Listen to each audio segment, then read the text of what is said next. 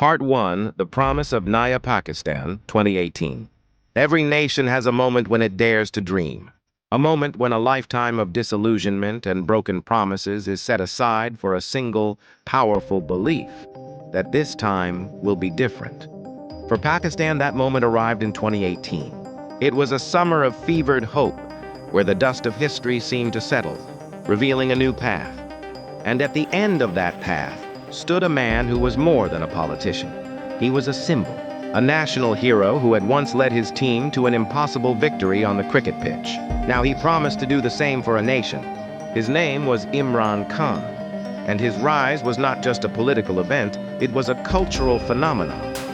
It was the rise of Naya, Pakistan. Chapter 1, The Campaign of a Lifetime, a slogan for a nation.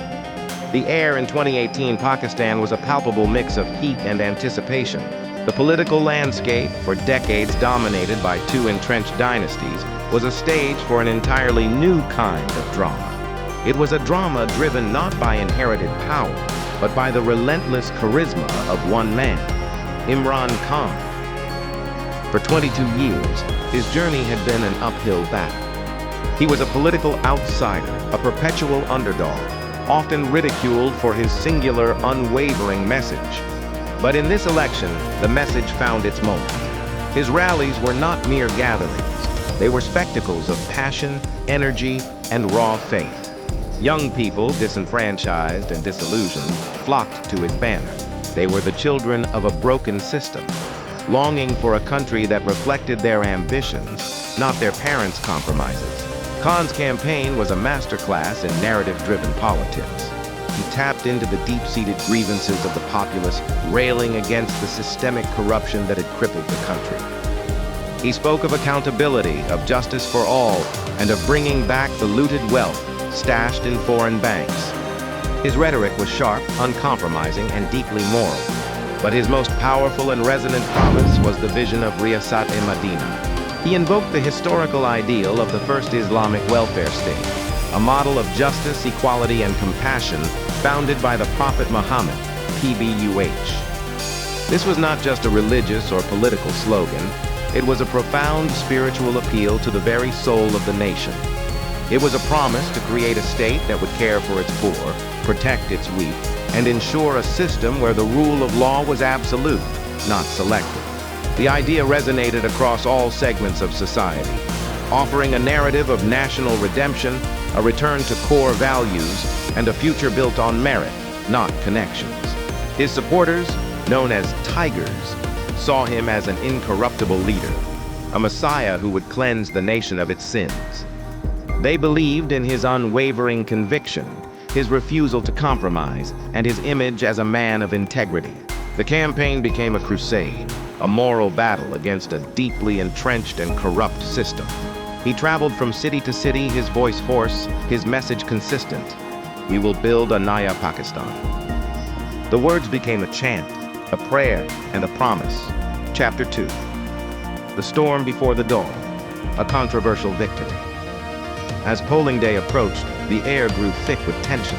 The opposition, particularly the PMLN, which had governed for the past 5 years, felt the ground shifting beneath them. They saw a campaign that seemed to have the full support of the state machinery, a feeling that was amplified by the arrest and conviction of their leader, Nawaz Sharif, just weeks before the election. Sharif and his daughter, Maryam Nawaz, were sentenced to prison on corruption charges, a move his party and supporters condemned as a politically motivated witch hunt. The entire political process was shrouded in a cloud of suspicion. On July 25th, the nation voted. The night was filled with drama and confusion. The results transmission system, RTS, a new electronic system for tabulating results, mysteriously shut down. The delay in official results fueled speculation and accusations of widespread rigging. Opposition leaders took to the streets crying foul, claiming the election had been stolen from them. They alleged that the powerful establishment had openly favored Imran Khan to prevent a new term for the PMLN. When the final results were announced, the numbers were clear, but the political fallout was immense. Imran Khan's PTI had secured a plurality of seats, but not an outright majority. A new era had begun, but it was born from controversy. The first act of the new government would not be one of celebration, but of proving its legitimacy amidst a storm of accusations. Chapter 3. The First 100 Days. The grand vision meets harsh reality. On August 18, 2018, Imran Khan stood on the podium, taking the oath as the 22nd Prime Minister of Pakistan. The moment was historic, but the burden of his grand promises was immense. In his inaugural address, he laid out his agenda for the first 100 days, a blueprint for a radical transformation. He promised austerity, accountability, and the creation of a welfare state. He declared that he would live in a small house, sell off the government's luxury vehicles, and hold the powerful accountable for their crimes. The theatrics of his early days were designed to signal a clean break from the past, a symbolic rejection of the lavish and corrupt lifestyles of his predecessors.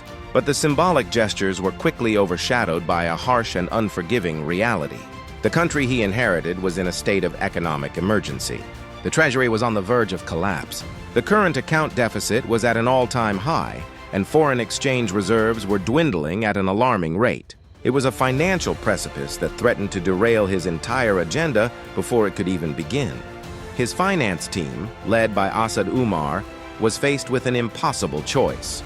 Go to the International Monetary Fund, IMF, for yet another bailout, a step that would come with painful conditions and a blow to their nationalistic pride, or seek an alternative path. The government chose to look for financial lifelines from friendly countries. Khan embarked on a series of high-stakes diplomatic missions to Saudi Arabia, the UAE, and China. He returned with promises of billions in aid and deferred oil payments, a temporary reprieve that bought the new government some much-needed breathing room. However, the economic medicine was bitter. The government was forced to devalue the currency, increase utility tariffs, and raise taxes. The public, which had been promised a welfare state, was now being asked to bear the burden of painful austerity measures.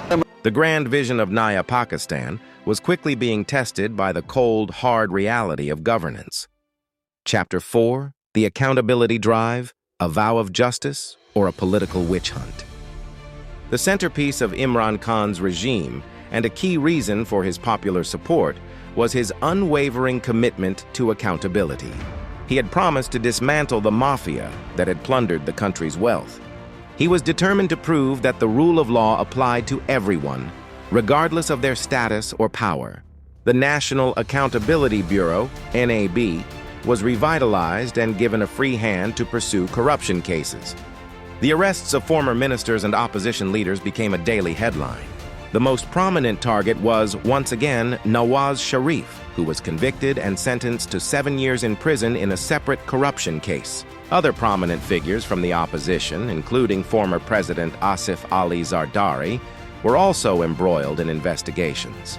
For Khan's supporters, this was the fulfillment of a sacred promise. This was the Naya Pakistan they had voted for, a country where justice was not just for the common man.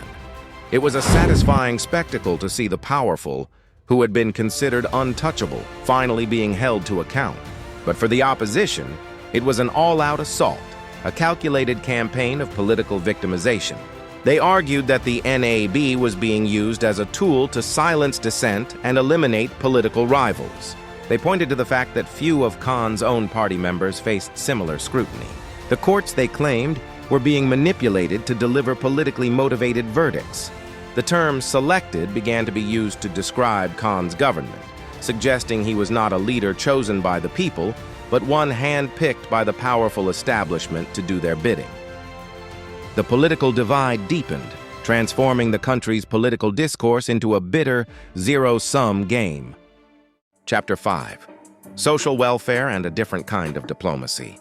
Despite the political and economic turmoil, the government moved forward with its core agenda. Inspired by the Riyasat-e-Madina model, Khan's government launched the Ehsaas program, a broad-based social welfare initiative aimed at providing a safety net for the most vulnerable. While the program's full scope would be revealed in later years, the foundation was laid in 2018.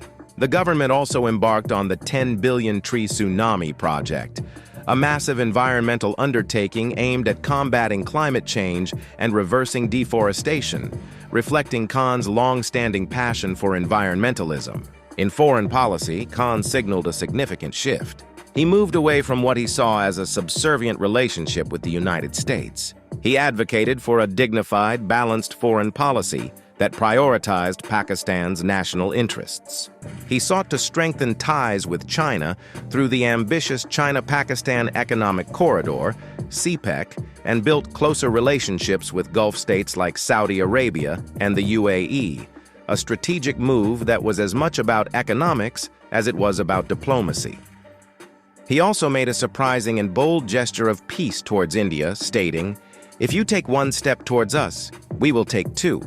It was a moment of hope, a glimmer of a different future for two nuclear-armed rivals. But it was a fragile peace, one that would be tested brutally in the years to come. Conclusion: the fragile foundation. By the end of 2018, the dream of Naya Pakistan was still a work in progress. The euphoria of the election had been replaced by the grim realities of governance. The man who had promised to turn the tide was now grappling with a crippling economy, a furious opposition, and a nation whose hopes and fears were hanging on his every move. The foundations of his regime were built on three pillars: grand promises, bitter accountability, and a fragile economic lifeline. The year 2018 was a prologue, setting the stage for a dramatic and unpredictable saga. The battles of the first 100 days were a taste of what was to come. The grand vision of Riyasat-e-Madina was now pitted against a system that was deeply resistant to change. The hero who promised to change everything was now walking a tightrope, with the entire nation watching to see if he would fall. The promises of 2018 were grand, but the reality was unforgiving. The economic storm was just beginning, and the opposition was gathering its forces. The man who had vowed to change everything was now facing the full weight of a deeply entrenched system. What happens when a promise collides with power? What happens when a hero becomes a lightning rod for the nation's rage? In Part 2, the storm breaks. This is just the beginning of a story that will redefine a nation. If you want to witness the full saga, hit the like button, share this video, and subscribe to our channel. Turn on notifications so you are the first to know when we release Part 2, where the battles of 2019 begin.